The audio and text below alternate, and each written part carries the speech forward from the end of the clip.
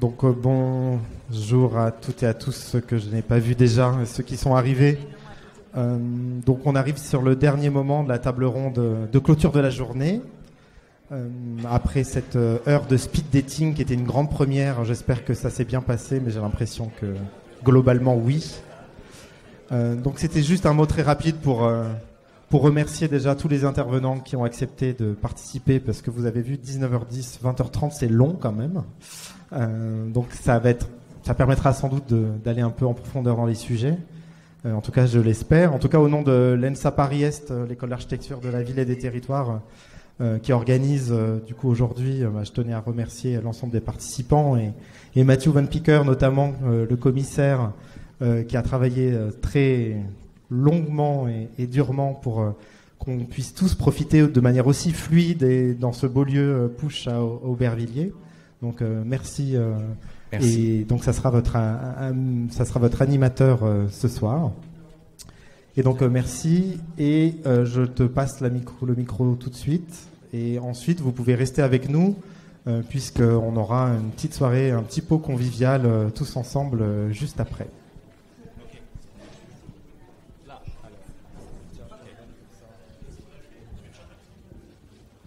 C'est bon. Bienvenue,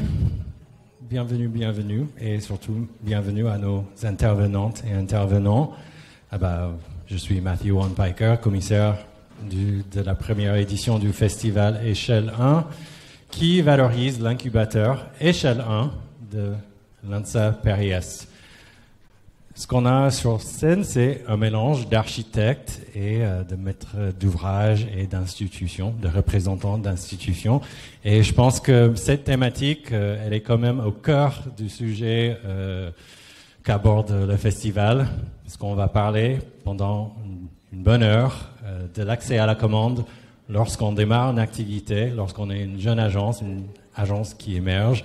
Ce sont des sujets que dresse l'incubateur Échelle 1 pendant un accompagnement de 10 mois. Les architectes, les agences rencontrent plusieurs profils d'acteurs, que ce soit des maîtres d'ouvrage, des maires, des politiques, des partenaires complémentaires, bureaux d'études, etc. Et tout ça pour les aider à développer non seulement une démarche, une stratégie également vis-à-vis du développement, de la communication, une identité, une stratégie, etc. Et c'est aussi une façon pour elles de se rencontrer, de créer des synergies entre elles pour faire face à peut-être des marchés un peu complexes en ce moment. Je pense que je vais lire un petit synopsis de l'extrait que proposent les agences de l'incubateur, qui va éclaircir peut-être la thématique principale du festival.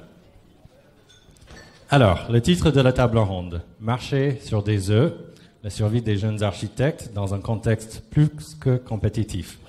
Je pense que vous avez compris qu'il y a un petit jeu de mots dans le titre. C'est pas une erreur. C'est fait exprès. Alors, dans un contexte très concurrentiel, que font les jeunes agences pour accéder à la commande?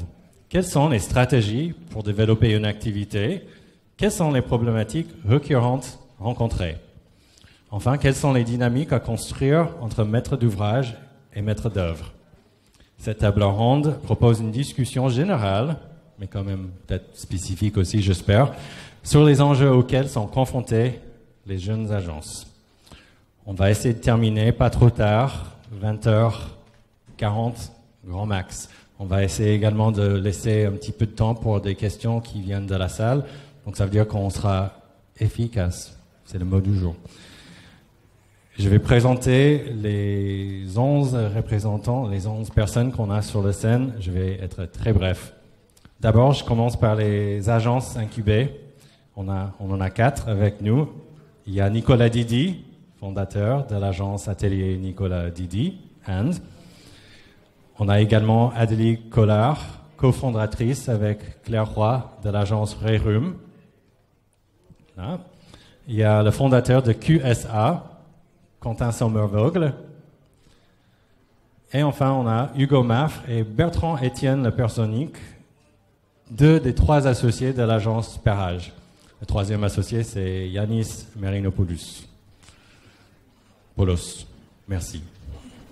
C'est compliqué pour moi.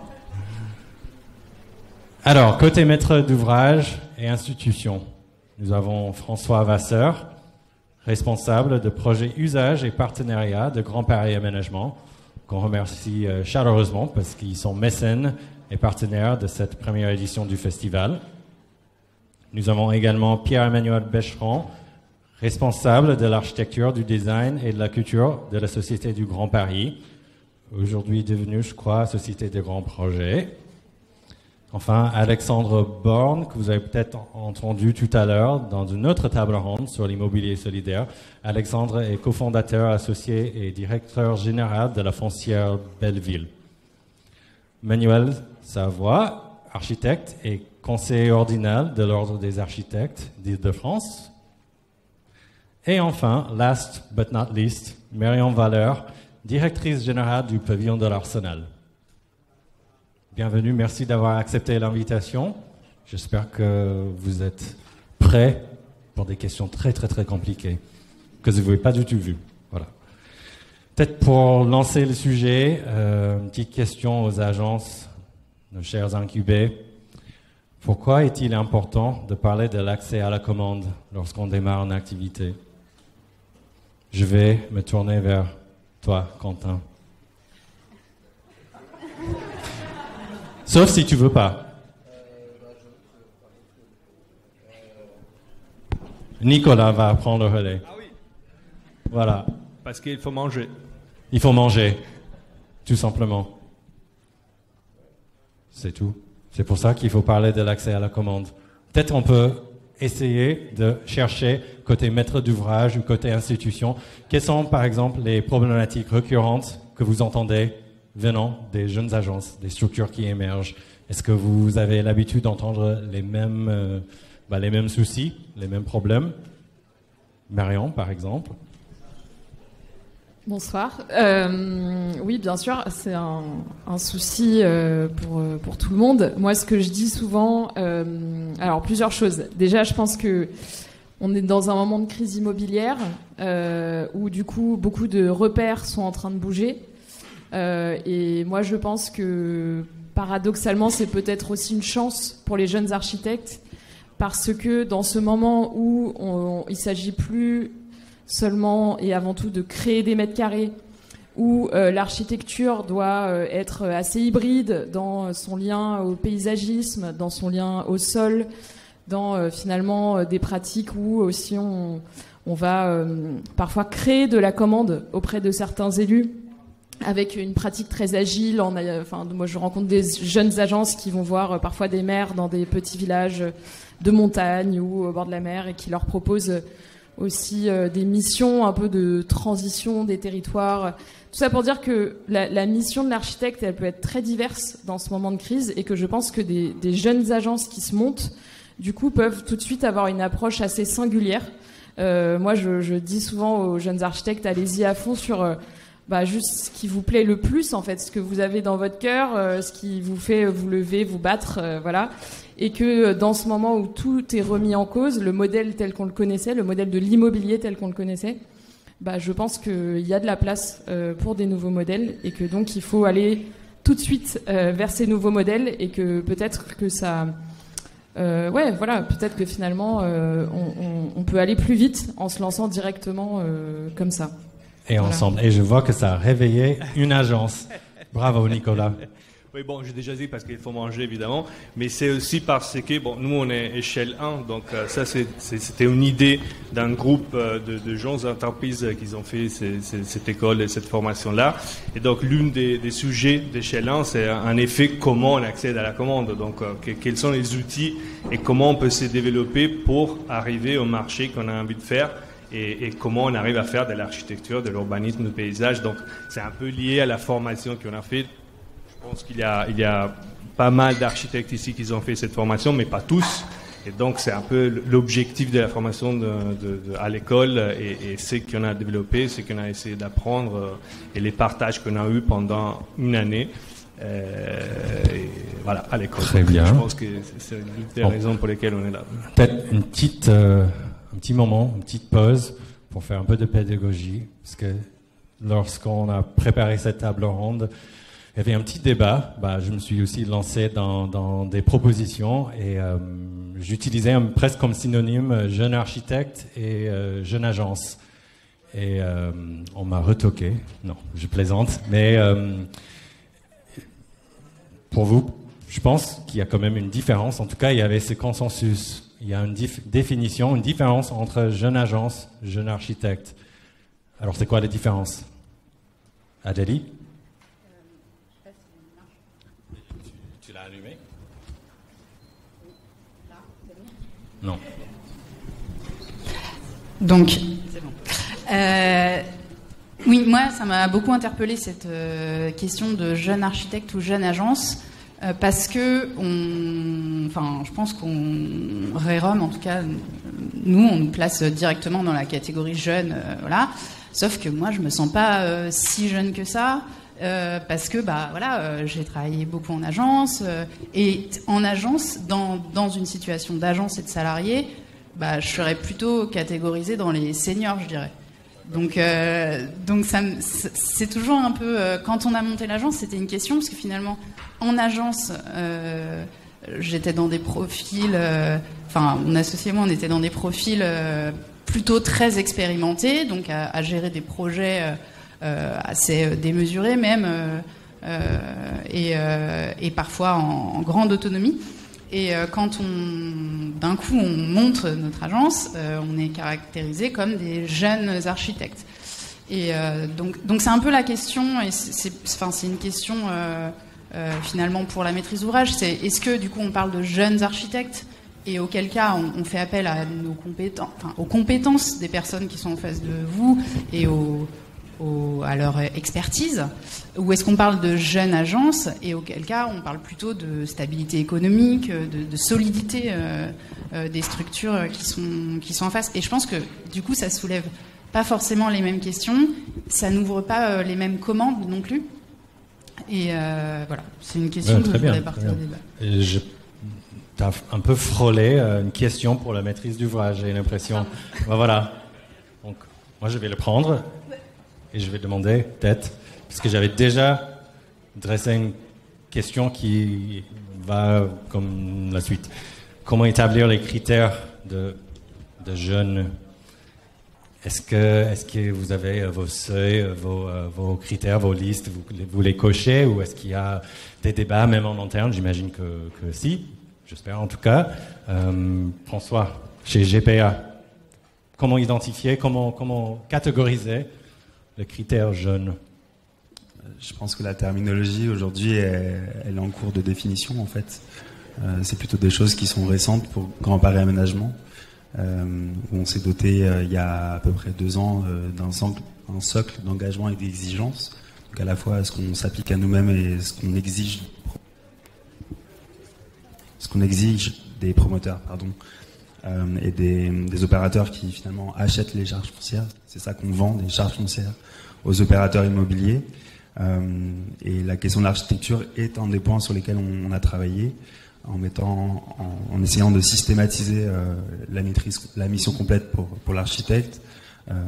Et en ce qui concerne les jeunes agences ou les jeunes architectes, on essaie d'expérimenter. On commence à demander aux promoteurs de proposer au moins un candidat dans le cadre des concours d'archi, consultation d'archi, un candidat qui vient des albums des jeunes architectes, promotion de cette année ou de l'année dernière.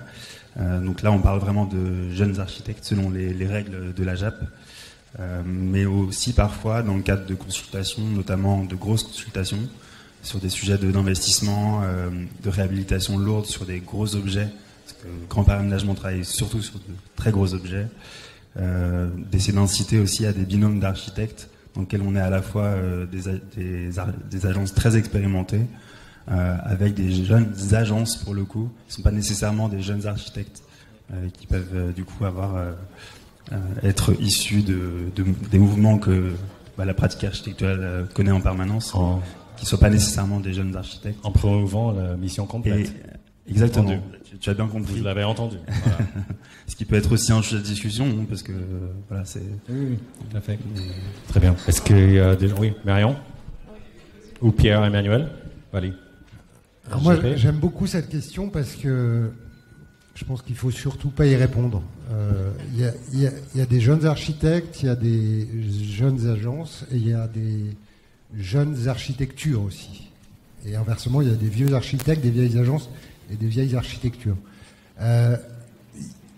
Moi, je travaille avec toutes sortes d'agences aujourd'hui, que ce soit autour des gares et évidemment aussi sur les projets immobiliers qu'on va développer sur les fonciers des gares. Et on voit bien la problématique. On peut se retrouver avec des agences d'expérience qui existent depuis 30 ans et avoir en face de soi des jeunes architectes. On peut travailler avec des agences qui ont été créées il y a 2-3 ans, mais qui sont dirigées par des gens qui ont 20-30 ans d'expérience et qui ont décidé de créer leur agence. Tout ça pour dire que la question d'un seuil d'âge, à mon avis, est une mauvaise approche, mauvais réflexe. La vraie question qu'il faut se poser, c'est la question, selon moi, des références, des chiffres d'affaires et des barrages à l'entrée qu'on donne dans nos consultations. C'est ça la question. Et pourquoi on fait ça ? Il faut aussi se poser la question, pourquoi on met des chiffres d'affaires ? Pourquoi on met... Je suis content que toi tu poses la question. Pourquoi on met des références ? Déjà, on ne les met pas quand on a un maître d'ouvrage public, mais aussi un maître d'ouvrage privé, ayant en tête qu'on ne le fait pas, évidemment, que pour les architectes. C'est quelque chose qu'on fait pour les bureaux d'études, pour les entreprises de travaux, etc. Et on le fait, pourquoi ? Pour minimiser le risque. Quand on est un maître d'ouvrage, on n'aime pas trop le risque, et donc on se dit, si une entreprise, un acteur économique qu'on a en face de nous existe depuis X années, un chiffre d'affaires de temps et a déjà réalisé X projets, ben, on sera moins en risque qu'avec quelqu'un qui a pas de chiffre d'affaires et qui pourrait du coup disparaître au milieu du projet ou ne pas arriver à faire le projet. Donc, je pense que la question, c'est celle du risque et comment on maîtrise le risque et comment, sur certains projets, on peut se permettre de prendre des risques, de faire tomber ces barrières à l'entrée et comment, sur d'autres projets, au contraire, on doit être dans une stratégie peut-être un peu de dérisquage, auquel cas ben, on va garder des barrières à l'entrée. Mais je pense qu'il faut toujours se poser ces questions, c'est pourquoi on le fait et pas tomber dans un automatisme un peu stupide de se dire ah ben, je choisis un architecte, il faut au moins qu'il ait 300 000 euros de chiffre d'affaires. Et après, on ne sait même plus pourquoi on fait ça, finalement, parce que tout le monde le fait. Donc, se reposer la question de pourquoi on le fait et être capable de se dire qu'on a des règles qui sont différentes selon les projets, selon la nature des projets, leur ambition et leur spécificité.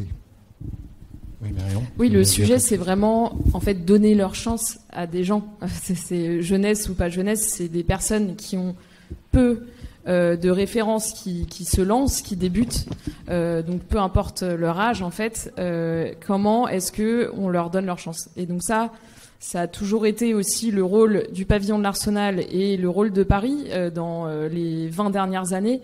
De se dire, ok, on est à Paris, donc c'est en général des projets avec des budgets importants, mais c'est aussi un endroit où on peut donner leur chance à des jeunes agences, des jeunes architectes ou peu importe, qui ensuite pourront utiliser ces références ailleurs. Et donc, on essaye toujours dans les jurys de bailleurs sociaux, dans les jurys de construction publique, d'avoir des personnes qui se lancent même si elles n'ont aucune référence sur le type d'équipement ou de logement qui est demandé. Et vraiment, on y est très attentif parce que sinon, c'est juste impossible, quoi. Enfin, je veux dire, il faut bien que quelqu'un donne sa chance en premier. Ouais.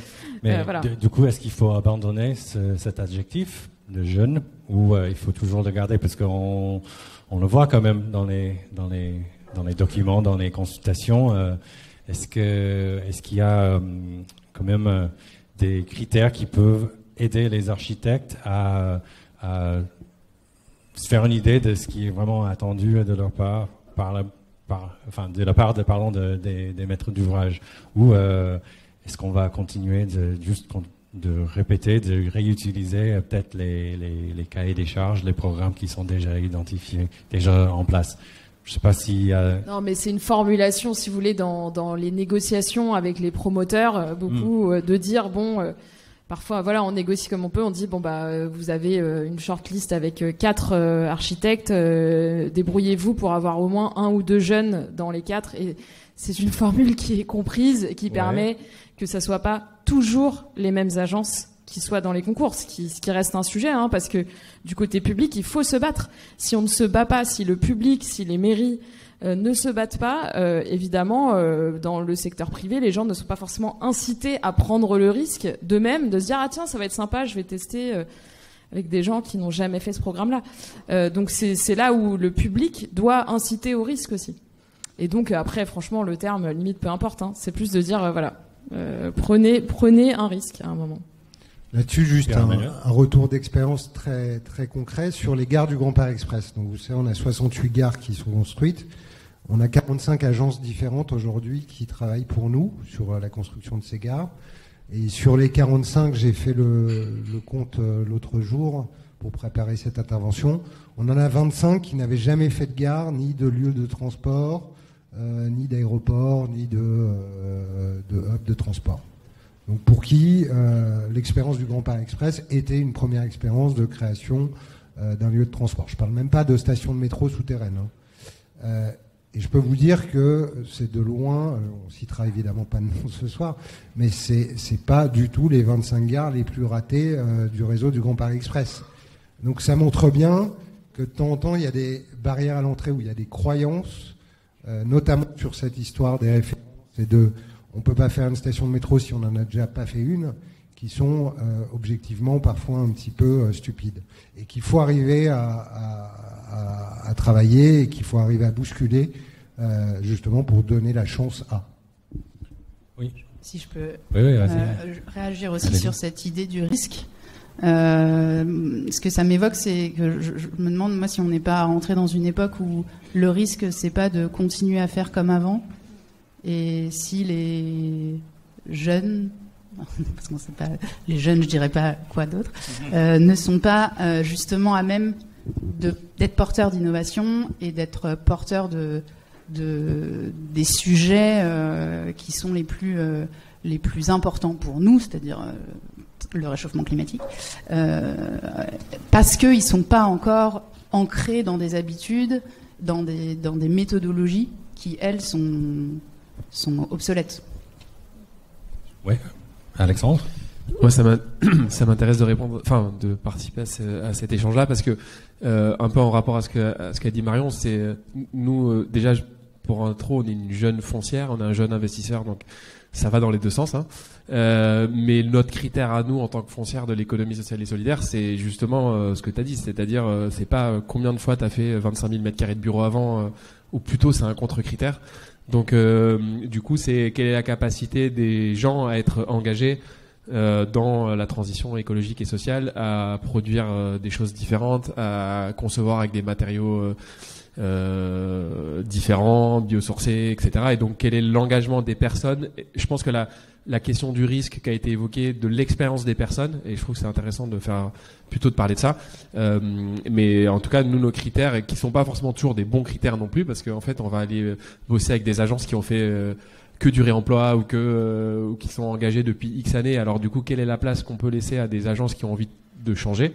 Donc ça se débat aussi, mais en tout cas moi j'aimais bien ce que tu disais, les critères ils changent, et je pense qu'aujourd'hui l'injonction dans le monde de l'investissement, les injonctions changent, et moi je nous invite tous à parier là-dessus plutôt, et à changer les pratiques et à se bouger, parce que en fait les maîtres d'ouvrage qui construisent comme avant, ils vont devoir changer aussi, et donc ils vont devoir apprendre, et ils vont devoir s'appuyer sur des gens qui savent faire, donc ouais, moi je crois beaucoup aussi à ça. C'est une vraie opportunité aussi dont il faut se saisir, quoi, je pense. Et pour terminer peut-être cette première partie, on a dit là plusieurs fois le mot risque, prise de risque, qui est des risques sur les montages, dans les montages complexes surtout, que ce soit des projets publics ou privés.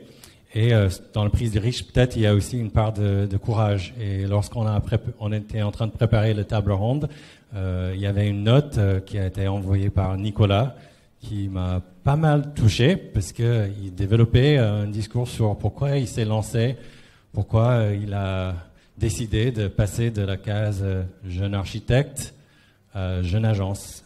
Et Nicolas, je t'invite peut-être à nous dire pourquoi tu as fait le pas, pourquoi tu as sauté vers... Petite introduction pour donner un peu de pression à Nicolas, qui a un effet, oui, donc pour la petite histoire, moi je suis italien, je suis arrivé en France en 2015 et j'ai travaillé dans une agence d'architecture évidemment, et quand j'ai décidé de me lancer, tout le monde autour de moi me disait t'es courageux, t'as du courage pour te lancer. Et moi je disais mais pourquoi du courage? Je veux dire juste je vais tenter, après au pire j'irai devenir salarié et c'est tout. Et à un moment, donc dès que je commence à rentrer dans les démarches, d'avoir son agence, URSAF, comptabilité, il faut être des psychologues, il faut être des social managers, donc il faut faire plein de choses qu'avant j'avais jamais fait. Moi j'avais même pas les réseaux sociaux, donc j'étais complètement à l'ouest. Tu te rends compte qu'en effet il faut du courage pour monter une boîte, surtout si tu es un Italien en France, tu connais personne et tu te lances comme ça, donc en effet oui, ils avaient raison, je l'ai compris après. Et donc tout de suite je me suis dit il faut que je trouve une idée, parce qu'à un moment, moi, j'avais 10 ans d'expérience, j'avais géré des chantiers de 20 millions d'euros, des concours à 30 millions d'euros, et d'un coup, je vais voir les anciens clients que j'avais croisés pendant les années en salarié, et les gens me disaient, t'as pas de ref, t'as pas de chiffre d'affaires, t'as pas des effectifs, donc dégage, tu peux revenir, bien sûr, dans 3-4 ans, quand tu auras bâti des choses, et donc, tu viens nous voir, et on va faire des choses ensemble, très sympa. Et donc là, c'est un peu compliqué quand tu démarres comme ça, parce que tu dis, mais en gros, moi je l'ai déjà fait, donc j'ai les connaissances pour. Après, tu comprends aussi qu'en face de toi, il y a des gens qui n'ont pas forcément envie de te donner des opportunités tout de suite. Et donc, il faut s'inventer et réinventer quelque chose qu'on n'avait pas pensé avant. Donc, pour ma part, j'avais un peu d'expérience dans les logements sociaux, donc je commençais à avoir un ciblage important sur ça. J'ai été sélectionné pour des MAPA, pour des procédures adaptées, pour des dialogues compétitifs, pour des concours, etc. Au bout de 3 années, finalement, j'ai remporté les premiers marchés. J'ai été sélectionné pour les premiers concours restreints, et donc ça fait un peu partie de l'enjeu. Mais vite, je me suis rendu compte que moi, à chaque fois, en face de moi, il y avait des agences beaucoup plus expérimentées. Parfois, je suis arrivé deuxième. Les premiers, c'était un urbaniste incroyable, parisien, avec 30 personnes.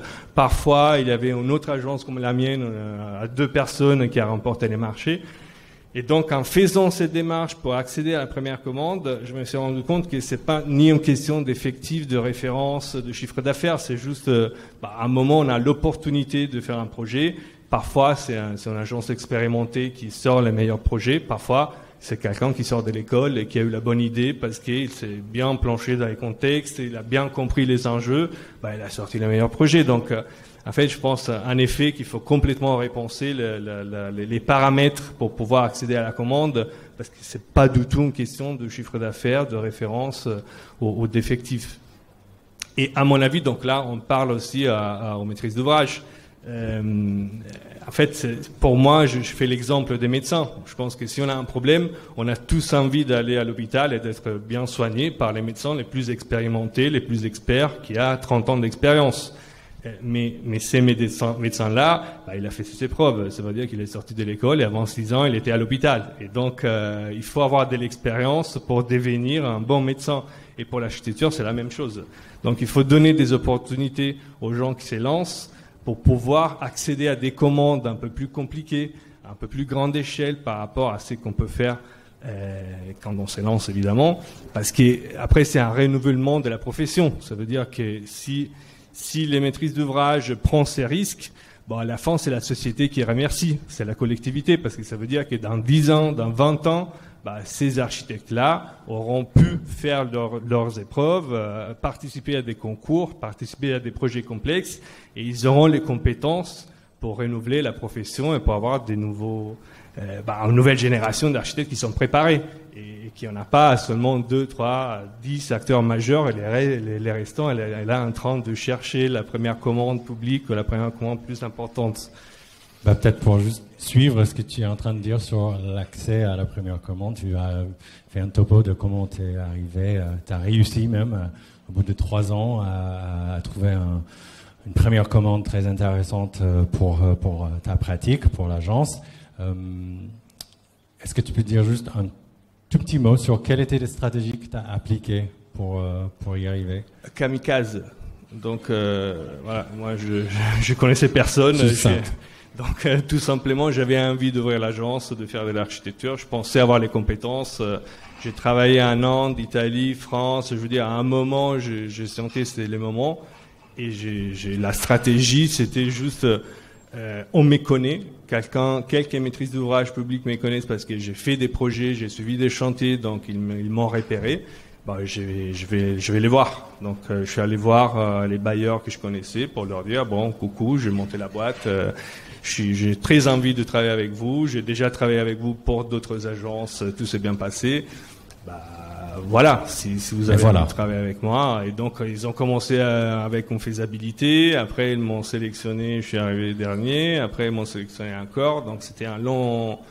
C'était pas immédiat. Donc, entre-temps... Tout s'enchaîne. Voilà. Entre-temps, évidemment, il y avait d'autres démarches pour avoir d'autres projets côté privé.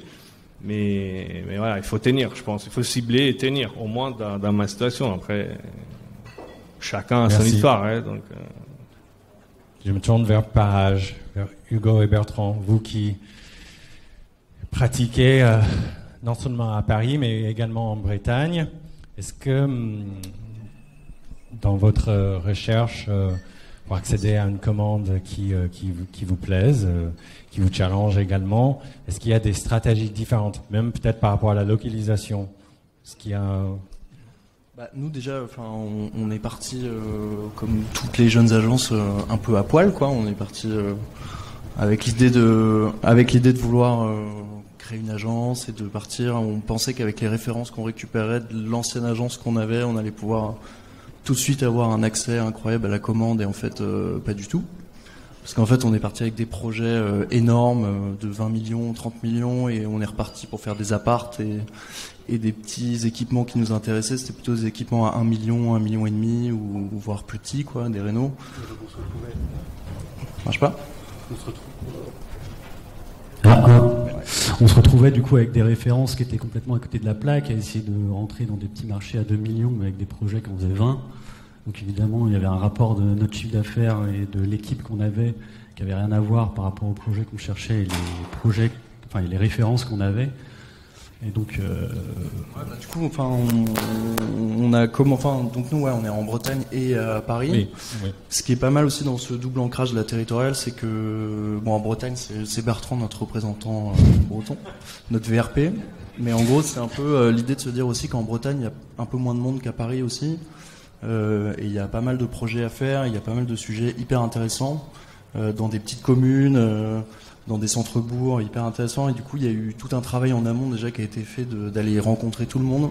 Ouais, notamment aller rencontrer les CAUE ou les petites villes. C'est beaucoup plus facile quand on est en province, quand on est habitant de la ville ou des choses comme ça. Par rapport on a essayé de rencontrer pas mal de gens à Paris, c'est forcément beaucoup plus compliqué, on nous écoute beaucoup moins. Même dans les grandes villes comme Rennes, ça a toujours été plus compliqué que... Donc le rapport à l'accès à la commande est de rencontrer différent. Les gens, tout simplement. Tout à fait, ouais. Ok. Et du coup, on s'est abonné évidemment au site qui faisait des référencements de tous les marchés publics. C'était hyper important pour nous de pas faire que du particulier, de très vite essayer d'avoir accès à la commande. Donc on a regardé les projets qui nous intéressaient et on a essayé, vu qu'on n'avait aucune ref, de s'associer avec des gens. Donc il y a eu toute une première démarche de bouteille à la mer. Donc, on a envoyé, une 30aine de mails à toutes les agences en France qu'on trouvait cool et pour essayer de faire des projets avec eux. Et après, on a eu et ça a marché? Ouais, certaines, ouais. Okay. Après, c'est des candidatures qui n'ont pas tout abouti, mais on a au moins réussi à monter une équipe. Du coup, vu qu'on en a eu une, on en a fait 2, puis 3, en Bretagne et à Paris d'ailleurs, parce qu'après, du coup... Mais maintenant, on continue. Je dis ça, on a commencé comme ça, mais on le fait encore beaucoup. L'association actuellement, c'est ce qui nous porte le plus. On s'associe souvent avec des agences qui sont un peu plus vieilles que nous, et on est un peu leurs poulains locaux en Bretagne. Pour suivre leur chantier, c'est ça l'idée dans les candidatures. Et puis on a eu aussi des petits chemins de traverse très différents. Comment accéder au marché public sans référence. Et on a eu ce petit marché où on connaissait une entreprise qui était une entreprise générale mais pas très grande en Bretagne, et avec laquelle on a proposé de monter un conception-réalisation. On n'a pas l'habitude d'en faire, on n'en fait jamais. Mais là, l'idée, c'était de partir avec une petite entreprise où on connaissait le patron et qui n'était pas une major, et de rentrer dans un marché qui n'était pas non plus énorme, c'était 26 maisons. Donc il ne va pas y avoir FH dessus, a priori. Et du coup, on a pu monter un dossier où finalement, celui qui donnait la confiance, c'était l'entreprise, et c'était pas nous.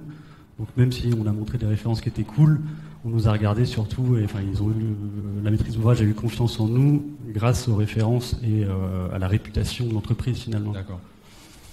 Et ça c'est identique entre l'association ou le conception-réalisation pour nous, jeune agence, parce qu'on pareil, je reviens sur ce que tu disais tout à l'heure, on est aussi des architectes plutôt expérimentés puisqu'on a 10 ans d'expérience maintenant. Mais c'est vrai que soit une association avec une agence expérimentée ou avec une entreprise, au final on arrive à se greffer à un concours sans que ce soit nous qui portions les références, le chiffre d'affaires, etc. Et donc ça c'est quelque chose qu'on continue encore à faire d'ailleurs aujourd'hui sur des projets un peu plus gros, mais qui marche hyper bien, quoi. L'association pour nous l'agence est vraiment fondée sur le principe d'association, quoi. Et il y a peut-être un dernier aussi petit chemin de traverse qu'on a eu, c'est avec un organisme qui s'appelle PNR, avec cette petite médiathèque qu'on a fait en programmation à Dienville. C'était juste un projet qu'on a abouti, qu'on a beaucoup dessiné, mais qui s'est pas fait derrière, c'était juste de la programmation. Et derrière, aujourd'hui, c'est un projet qu'on utilise et qui nous a permis d'accéder à d'autres marchés, comme un marché de médiathèque à Combry-de-Sainte-Marie dans le Finistère, et où, par ces petits projets qu'on avait travaillés en amont, ils nous ont permis de créer des références qui nous ont donné accès à ces marchés-là derrière. Et aujourd'hui, c'est un projet qu'on a gagné et qu'on va faire... D'accord. Non, c'est très intéressant Nicolas, tu veux rebondir? J'ai juste une question pour vous, parce que souvent on nous dit tu démarres, il faut s'associer avec un architecte qui est beaucoup plus expérimenté, comme ça tu peux accéder à la commande, etc. Vous avez l'air de dire que vous avez un peu envoyé des mails un peu partout dans la France. Ça veut dire qu'à un moment vous vous êtes retrouvé avec quelqu'un que vous connaissez pas.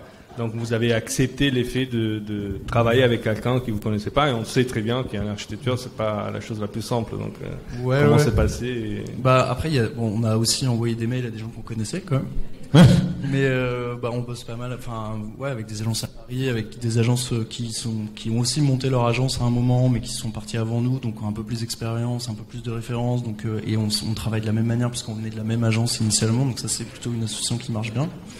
Mais on a envoyé aussi on travaille avec des gens actuellement qu'on connaissait pas du tout avant, quoi. Mais en vrai c'est hyper intéressant parce que on apprend aussi leur démarche de travail, on essaie de se répartir le boulot. Souvent on essaie de bosser sur des projets où il y a plusieurs bâtiments où on peut se le répartir un peu, d'avoir une démarche globale et d'essayer ensuite de chacun trouver un peu sa place dans le projet, quoi. Mais je veux juste revenir sur l'anecdote de PNR parce que c'est hyper intéressant, parce que c'est vraiment en gros, on a fait cette programmation pour PNR sur un projet qui était uniquement de la programmation, et vu qu'on n'avait aucune référence et que ça faisait 1 an qu'on existait, on a décidé de faire des images de ce projet un peu cool pour pouvoir essayer de l'exploiter au maximum, essayer de l'utiliser en candidature comme un projet de réflexion sur un équipement public, puisque c'est vraiment ça, c'était la rénovation d'un théâtre avec une extension de salle associative. C'est pas très grand, c'est 500 mètres carrés, je crois, 400 mètres carrés.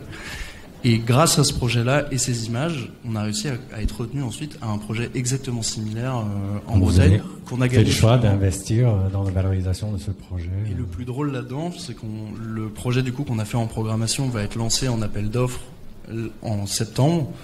Et on va y répondre. Et on va utiliser la référence de Combry pour y répondre, puisqu'on a gagné la médiathèque, quoi. Donc c'est vraiment une sorte de cercle vertueux d'utilisation de la référence et aussi de produire, nous, jeunes agences, avec les outils qu'on a aujourd'hui, d'arriver à concevoir des images sur des vrais projets. C'est un vrai projet qui existe, mais voilà, essayer de s'en servir après, quoi. Non, c'est très intéressant ce partage. Merci pour ces anecdotes, surtout parce que ils ont été émergés peut-être des conseils, mais également des stratégies. Donc je ne veux pas briser le top secret. Voilà. Mais je suis comme curieux de savoir, peut-être je m'adresse surtout à Manuel, est-ce qu'il y a d'autres stratégies que tu vois, que tu observes, qu'on partage avec toi qui es conseiller ordinaire de l'ordre, des stratégies pour accélérer la commande qui viennent des jeunes agences? Alors, je vais pas essayer de plomber l'atmosphère, évidemment, mais non, il y a une première chose sur laquelle il faut pas hésiter. Quand on a travaillé là-dessus, j'ai vu que beaucoup hésitaient à aller rencontrer les maîtres d'ouvrage, etc. Vous mangez plein de vent, vous allez y aller plusieurs fois, m'envoyer des mails, on voudrait vous rencontrer, etc. Il faut pas hésiter, il faut continuer. C'est important d'essayer de rencontrer des gens parce que justement, c'est ce qu'on parlait, c'est-à-dire cette expérience antérieure, elle ne se voit pas dans une candidature, vous avez 3 références, etc. C'est le moyen pour vous d'expliquer plus concrètement à des personnes qui reçoivent 250 dossiers à Paris à peu près, hein, on est là-dessus. C'est un moyen de vous faire connaître de manière beaucoup plus, précise, avec ce qui vous intéresse en tant qu'architecte, votre identité en tant qu'architecte. Donc voilà, il ne faut vraiment pas hésiter. Les petites mairies, les grandes mairies, tous les aménageurs, les maires, les promoteurs, tout le monde. Il ne faut vraiment pas hésiter. C'est un gros travail, mais c'est vraiment important. Voilà. Et après, la technique du kamikaze et la technique du harcèlement, du coup, qui marche très bien. Bon, le harcèlement, je te laisse voir ça, mais voilà. Pour miser les mots. Peut-être, ça m'intéresse même pour Belleville. Oui, je vais me tourner vers Belleville, vers Alexandre. Est-ce qu'on te harcèle? Est-ce qu'on te cherche en permanence pour justement avoir son petit rendez-vous en dehors du dating? Non, non, pas du tout. Mais nous, après, faut adapter les réponses, parce que c'est un peu spécifique. Nous, on est petits, on n'a pas 50 000 projets par an et tout ça, donc il faut peut-être prendre avec des pincettes ce que je dis, mais en tout cas, le fait on est comme tout le monde, on est pris par le temps. Donc on n'a pas le temps de voir plein de monde tout le temps, etc. Donc en effet, je pense que d'insister et de se donner, de se croiser. Enfin, moi j'ai besoin de penser aux gens en fait. Donc après c'est ma façon de fonctionner, mais on pense à un truc, tiens, telle agence fonctionnait comme ça. Donc je pense qu'il faut trouver, il faut se voir, il faut se revoir, il faut se recroiser. Et après, moi, ce qui me marque, c'est l'engagement des personnes et en tant que personne, leur engagement en tant que structure. Et nous, dans l'immobilier solidaire, en fait, dans l'ESS, on est des structures où on est habitué au risque. Nous, notre métier, c'est de louer le moins cher possible à des boîtes qui ont du sens et qui sont généralement exclues du marché. Donc forcément un poil plus fragile. Donc nous, bosser avec des gens qui ont moins de ref ou moins de chiffre d'affaires. D'ailleurs, le chiffre d'affaires d'un archi, du moment qu'il a un ordi, un cerveau et une assurance quand même. Je caricature un peu, mais bon, une entreprise de construction, et une inscription à l'ordre. Pardon.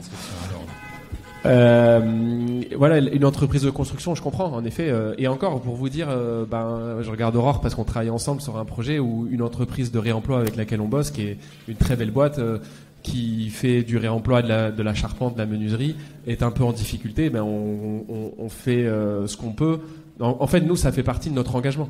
Donc si on peut se dire que notre rôle, il n'est pas que de construire écologique, ou il n'est pas que de louer moins cher à une asso, mais il est aussi parce qu'on crée de l'emploi, on favorise le maintien de l'emploi de métiers historiques ou de charpentiers, et que eux ils sont un peu dans le dur, mais si nous en tant que foncière on n'est pas là pour dire t'as des problèmes pour payer telle charge, est-ce qu'on va pas payer les fournisseurs nous directement, quel est notre risque, il faut le prendre pour nous, on est plus petits, peut-être que pour une gare du Grand Paris c'est peut-être pas aussi simple, mais en tout cas je pense qu'il faut qu'on accepte de se challenger.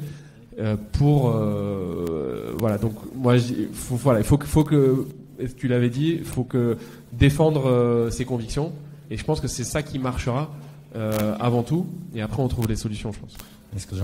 Merci. Ce que j'entends également, c'est peut-être prendre le temps de connaître le métier des autres, les métiers de celles et ceux qui font projet avec nous, d'aller les rencontrer, aller insister sur cette rencontre. Et ensuite, peut-être se présenter à travers de multiples instances, que ce soit par visio, que ce soit en présentiel, que ce soit dans le cadre d'un AMI, que ce soit dans le cadre d'un festival d'architecture. Voilà. François, j'ai une question pour toi. Toi qui as un titre un peu vaste sur la création de partenariats, d'usage, etc. Tu dois rencontrer, je ne sais pas combien de personnes en une semaine. D'abord, comment trouver le temps pour faire ça? Qu'est-ce que tu en fais avec? Et puis, est-ce que c'est pour toi, surtout pour les architectes, est-ce que c'est vraiment un moyen, un levier pour accéder à la commande? Complètement. Je n'ai pas tant de temps que ça pour rencontrer les gens, malheureusement. Comme disait Alexandre, les maîtrises d'ouvrage et notamment les aménageurs, c'est des grosses machines. Alors, beaucoup plus grosses que des foncières solidaires. On est 280, on existe depuis 60 ans.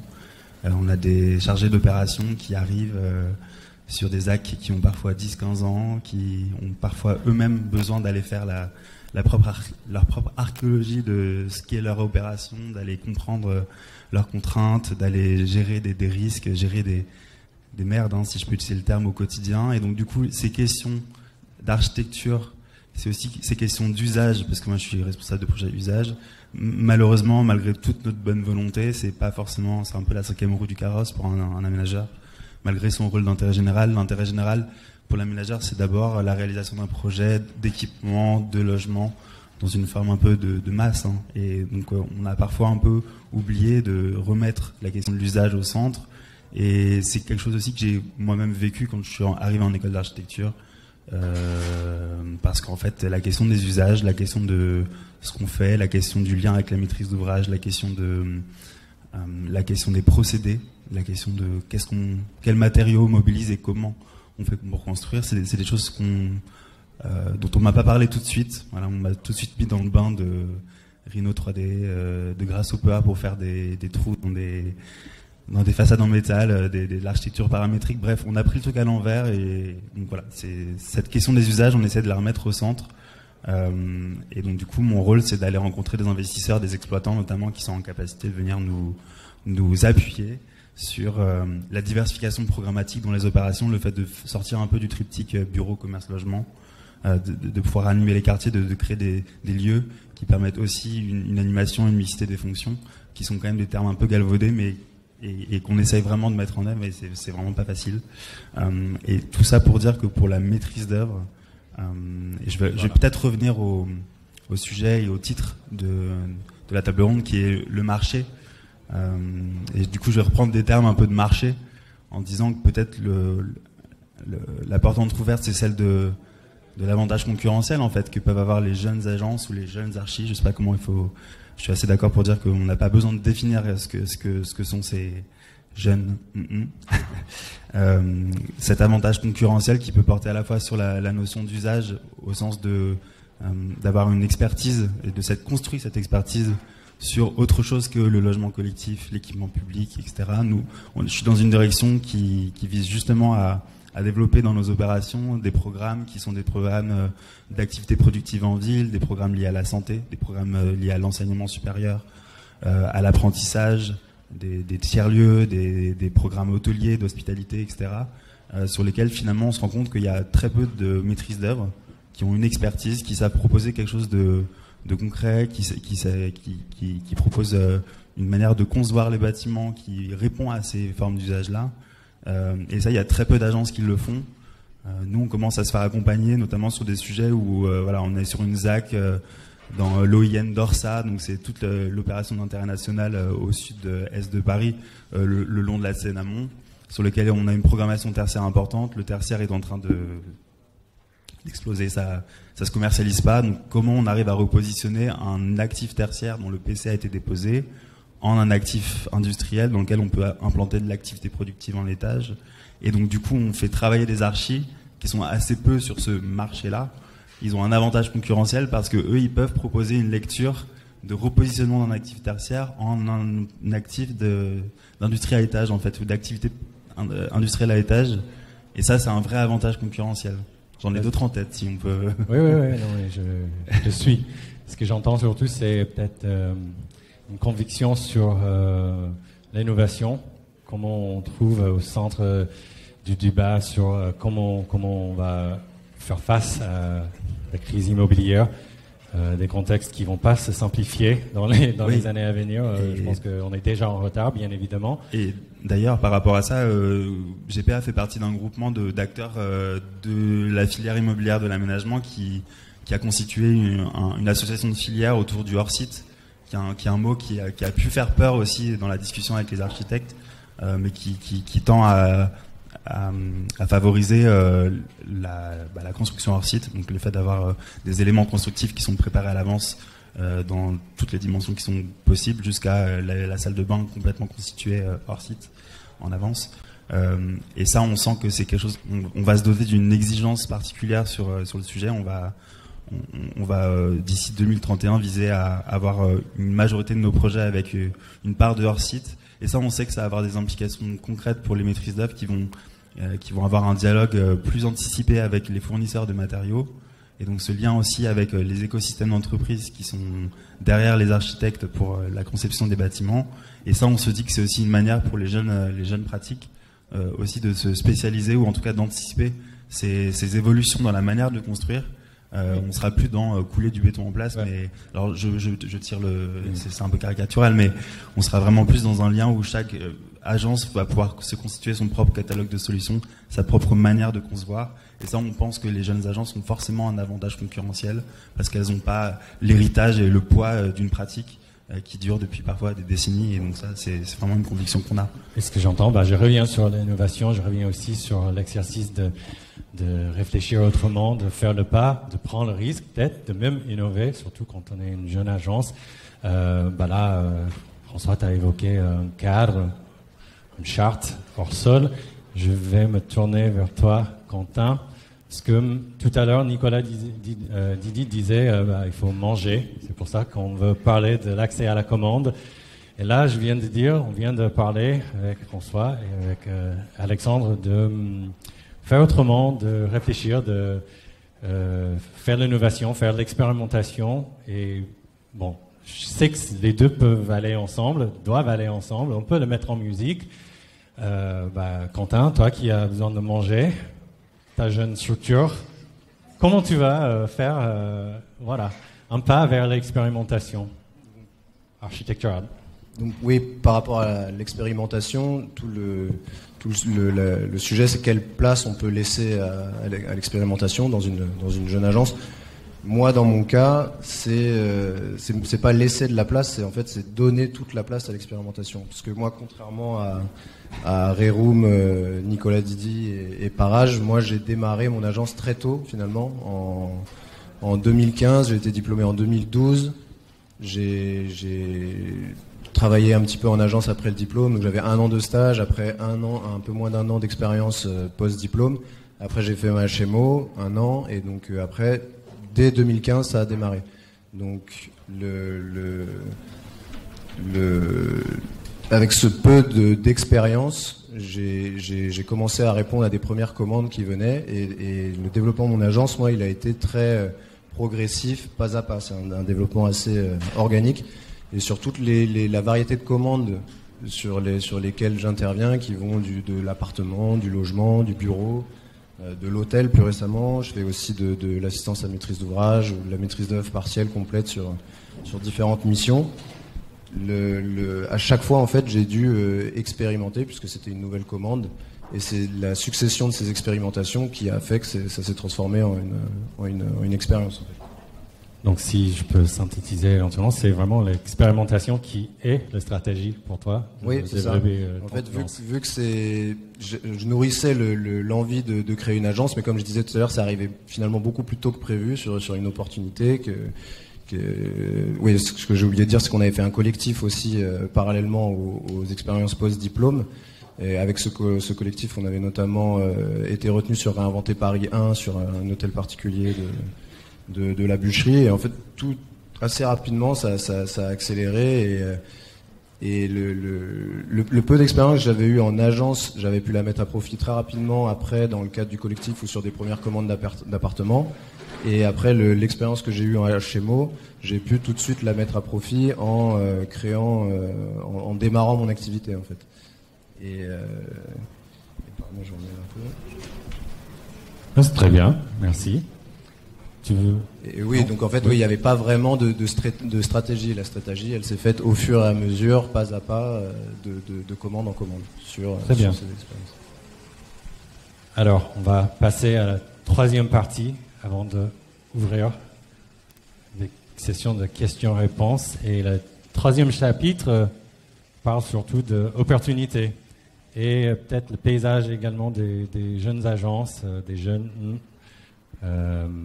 pour les maîtres d'ouvrage et pour les institutions. Et j'aimerais savoir, Manuel, quel est le mot à dire venant de l'ordre, comment il soutient, comment il valorise les structures émergentes? Alors, il y a évidemment la question des marchés publics. On en a parlé, la question de soutenir justement l'économie. C'est vrai que c'est quand même a priori une obligation qu'on attend de l'État dans ces cas-là. Et c'est vrai qu'aujourd'hui, une chose qui est frappante, c'est qu'il faut se rappeler que les marchés, ou sinon vous m'entendez, les marchés publics aujourd'hui, c'est qu'un quart de la commande. Faut bien être conscient de ça. Et d'autre part, on voit chez les jeunes architectes une augmentation, c'est-à-dire on a quadruplé le nombre d'architectes auto-entrepreneurs. Donc c'est vrai qu'il y a une paupérisation, je suis désolé d'être le gars qui plombe, là-dessus. Donc il y a une vraie question de effet braquet, de levier pour pousser tout le monde. Et la question, moi j'ai pas envie je peux plus voir de cases, de tableurs Excel à un moment, enfin voilà, l'architecture c'est pas ça, donc on a envie de décloisonner tout ça. Et justement, la vraie question aujourd'hui, c'est de se dire, on parlait de programmes, en fait aujourd'hui, programme de logement, programme de bureau. Moi, je vois quasiment plus de programmes où il n'y a pas tous les trucs qui sont imbriqués ensemble. On est quand même dans une ville, une métropole qui est dense. Il y a cette question qui se pose de la ressource de la terre.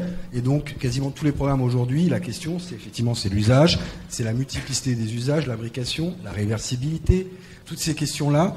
Et donc, ça ouvre, en fait, un champ des possibles qu'on ne retrouve pas, malheureusement, dans les intitulés des concours et dans les manières de sélectionner les gens. C'est-à-dire qu'aujourd'hui, il y a cet effet, alors je suis obligé d'en parler, le fameux arrêté 2019, la référence de moins de 3 ans. Ça tombe bien, il y a la simplification de la commande publique qui est en plein en ce moment. Donc ça, c'est un truc sur lequel l'Ordre va effectivement travailler. C'est quelque chose qui se fait aussi au niveau européen avec le Conseil des architectes européens, puisqu'on a aussi des retours tout simplement, non seulement, alors les architectes, je vous en parle même pas, mais évidemment des maîtrises d'ouvrage, parce qu'ils voient aussi que ça ne fonctionne pas. Puisque, effectivement, si on dit aujourd'hui, je prends quelqu'un qui a fait 3 gymnases en moins de 3 ans, etc., ça n'a aucun sens. La vraie question aujourd'hui, ça se poser, c'est de prendre quelqu'un qui sait travailler sur les enjeux urbains, sociétaux, d'usage, environnementaux, tout cet ensemble. Et donc, c'est ouvrir aussi les références qu'on propose à l'ensemble des architectes, c'est-à-dire ne pas avoir que le programme, mais aussi l'approche urbaine, environnementale, voire d'autres choses, effectivement aussi.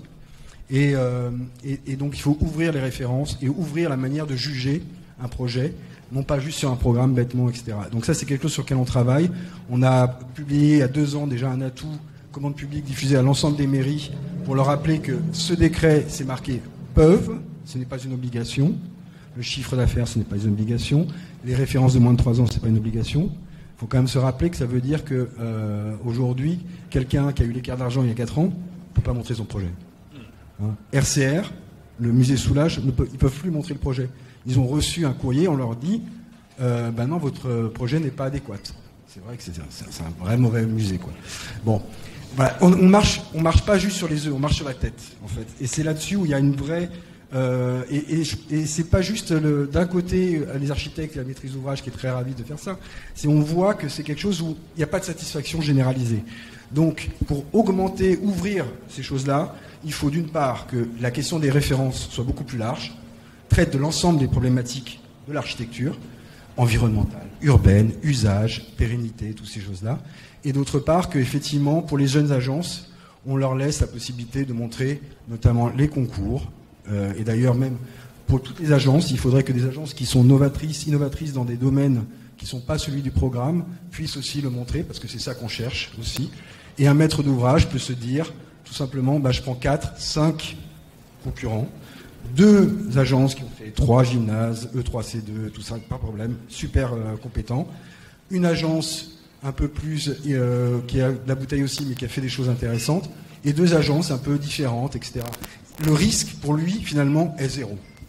Hein, et là-dessus, il faut quand même se rappeler, on parlait de l'Italien qui débarque à Paris, que c'est la nouvelle ère, etc. Mais Pompidou, c'est aussi un Italien qui débarque à Paris. Finalement, c'est pas si mal ce qu'il a fait. Et un Anglais. Voilà. Donc, je pense que ça...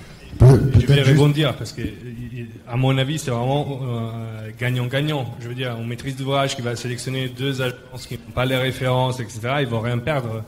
Ils vont juste donner une opportunité aux gens de structure de se développer. À côté, ils auront les 3 grosses boîtes qui ont leurs références. Mais donc, c'est quelque chose qui pourrait être appliqué à chaque appel d'offres quasiment. Donc on oublie la taille de l'appel d'offres, on oublie les programmes, juste on ouvre les portes. Et après c'est une compétition, donc ils auront quand même leur projet avec les paramètres qu'ils avaient avant. Et à côté ils auront des structures plus jeunes qui commencent à débarquer et peut-être qu'ils vont gagner, peut-être pas. Mais c'est quelque chose qui les fait grandir aussi. Donc je suis complètement d'accord, etc. Juste si je peux réagir là-dessus parce que je pense qu'on est tous d'accord autour de cette table. Moi, je suis maître d'ouvrage public, je suis 100% d'accord avec ce que vous dites. La question qu'il faut se poser, c'est pourquoi on n'y arrive pas. C'est ça qui est intéressant. Alors, première chose, je pense qu'il y a un gros travail à mener, je ne sais pas si Laure l'a identifié, non pas tant auprès des gens qui s'occupent d'architecture dans les maîtrises d'ouvrage public, mais autour de ce qu'on appelle les acheteurs, direction des achats. Pour un acheteur, un architecte, c'est un fournisseur. Comme l'entreprise de travaux, le mec qui fournit les logiciels informatiques, le gars qui pose les carrelages ou l'entreprise de nettoyer les bureaux le soir. Et je pense qu'il y a un vrai travail un peu plus global et qui doit dépasser la question des gens qui s'occupent d'architecture dans les maîtrises d'ouvrage public et qui doit aussi traiter de cette question des achats, de la commande publique en général et de la place des architectes à l'intérieur de cette commande publique. Et moi, je le vois dans mon quotidien, c'est des batailles tous les jours pour arriver à convaincre des acheteurs, des juristes qui ne connaissent pas la question de l'architecture, qui n'ont pas été formés à ces questions-là, de la spécificité du métier et du fait qu'on peut déroger à certaines, non pas règles ou lois, parce qu'il n'y en a pas, mais à certaines habitudes qu'ils ont pris et qu'on leur a inculquées à l'école. Peut-être pour rebondir, et après Alexandre, je te laisse la parole si tu as quelque chose à dire, mais on parle là de bonnes pratiques adoptées qui vont peut-être prendre du temps à s'infuser, à s'installer, mais comme bien même, c'est bien de les évoquer. Est-ce qu'il y a d'autres bonnes pratiques? Marion, peut-être toi qui as une grande expérience, un grand retour d'expérience avec tout ce qui est réinventé Paris. Est-ce qu'il y a des façons de collaborer entre maîtres d'œuvre, maîtres d'ouvrage, des bonnes pratiques qui peuvent se créer, des liens qui peuvent se tisser pour justement faire évoluer la nature de la commande? Ce qui est important, c'est de diversifier les types de commandes et après ça c'est mon côté un peu, centralisateur, mais que le public ait plus de contrôle en général sur ce qui est fait dans tout type d'opération. Donc moi j'ai travaillé 9 ans à l'hôtel de ville, ça a été beaucoup au quotidien notre combat. Quand on a lancé Réinventer Paris, ce qu'oublient souvent les gens, c'est qu'en fait Réinventer Paris a remplacé des ventes aux enchères de foncier. Donc ce qui se passait avant Réinventer Paris, c'est qu'il y avait des terrains ou des immeubles qui étaient vendus aux enchères à des gens qui achetaient et qui ensuite faisaient ce qu'ils voulaient. Donc autant vous dire qu'ils n'allaient pas forcément prendre des jeunes architectes. Donc Réinventer Paris a été un type de diversification de la commande qui nous a permis ensuite d'étendre un peu notre contrôle sur beaucoup d'opérations privées qui étaient faites, parce qu'en fait on disait vous voyez bien, dans Réinventer Paris il y a ça et ça et ça qui était possible, pourquoi vous le faites pas dans votre opération X ou Y dans le diffus dans Paris? Et donc à partir de ça, déjà on a changé toutes nos manières de faire des appels à projets dans nos zones d'aménagement, où on a dit maintenant ça va plus du tout être de vente aux enchères, mais ça va être on va choisir sur des projets, sur des équipes, et donc on avait une incitation aussi à choisir des agences qui se lançaient, ou des duos d'agences, ou voilà. Mais aussi sur toutes les opérations privées, où on a commencé à dire, en fait, il ne s'agit pas juste d'être conforme à un plan local d'urbanisme, il s'agit de faire le meilleur projet possible. On vous demande plus que la règle. Et donc on a fait comprendre comme ça que dans toutes les opérations à Paris, il s'agissait d'être plus écologique, plus innovant, de faire plus de rénovation que de démolition. Et donc quand on dit tout ça, on oriente aussi les choix d'architectes. Et donc c'est ça en fait le combat que doivent mener toutes les mairies. Et à Paris, on a la chance d'avoir des moyens d'action pour demander ça au secteur privé. c'est d'aller sur chaque opération demander ça. Donc ça, c'est un premier aspect. Après, parce que tu parlais d'opportunités, il y a toujours une question, bien sûr, de labellisation, parce qu'il y a beaucoup d'agences. Donc moi, je fais évidemment la pub de notre programme FAIR, qui est un peu l'incubateur du pavillon de l'Arsenal, et j'encourage vraiment tout le monde à candidater, parce que en fait, ça permet, au-delà du côté labellisation, ça permet de dégager du temps et de l'énergie pour de la recherche et de l'expérimentation. Et en fait, on l'a dit, souvent l'enjeu pour des agences qui se lancent, c'est un peu la singularité, c'est-à-dire comment est-ce qu'on montre qu'on creuse certains sujets parce qu'ils nous tiennent à cœur. Et le problème, c'est qu'on a souvent peu de temps pour faire ça, parce que on doit aller chercher des projets et tout. Et donc nous, le rôle de FAIR, c'est de financer en fait ce temps-là, et de financer la recherche et l'expérimentation, et de donner accès aussi aux bonnes personnes. Donc c'est hyper important. C'est un levier. C'est un levier, voilà. Et dernière chose que je voulais mentionner, c'est vraiment dans la période actuelle de candidater sur des rénovations de logements sociaux. C'est quelque chose que je dis souvent aussi. Alors parfois sur les concours à Paris de construction de 4 logements neufs, il y a 300 candidats. Rénovation de 1000 logements sociaux, il y a très peu de candidats. Et donc il faut aller sur ces projets-là, même si on a peu de références, parce qu'en fait c'est là qu'il y a l'essentiel de la commande publique. Aujourd'hui, c'est là qu'il y a de l'argent, et au-delà de ça, en fait, c'est là qu'on peut changer la vie des gens, parce que quand vous avez 1000 logements ou 1000 personnes qui vivent dans des résidences de logements sociaux, souvent près du périph' dans Paris, en fait, si on transforme, si on fait de la rénovation énergétique efficace, et si on change tous les communs de ces résidences, si on change les halls, les jardins, etc., on peut vraiment changer la vie des gens, et je crois que c'est aussi ce qu'on souhaite faire quand on est architecte. Donc voilà, moi j'incite beaucoup à faire ça. Merci. Adali ?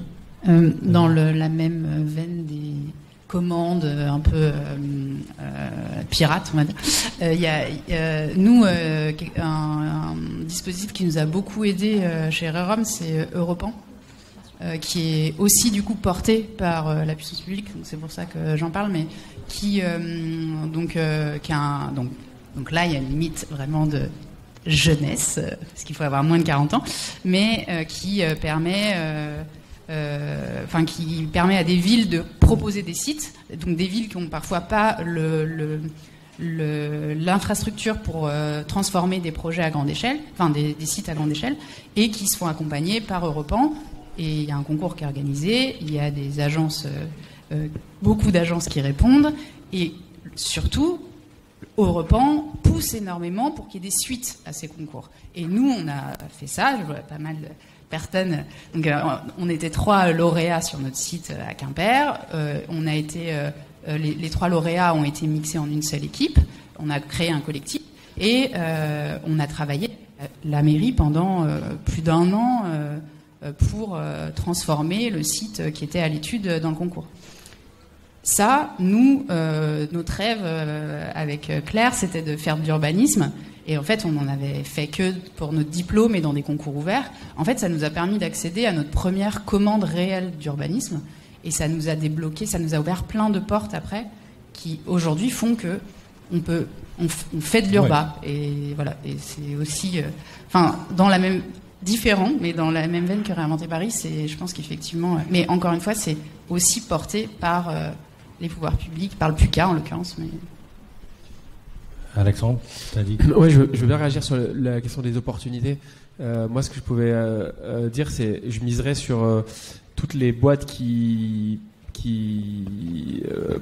prennent en compte autre chose que, alors évidemment, la rentabilité et compagnie, mais aussi qui sont préoccupés par la qualité de la coopération.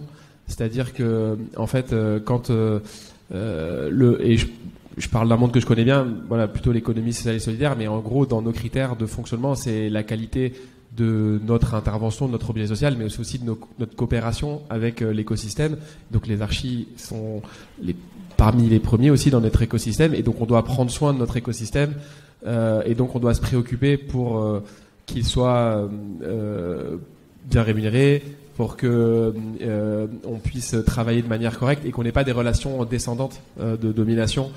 C'est moi qui mets le cash, donc tu fais ce que je te dis. Et c'est comme ça que fonctionne l'immobilier. Hein. Une société, une SAS, c'est 1 euro, c'est proportionnel à l'argent que tu mets, donc ton pouvoir de décision.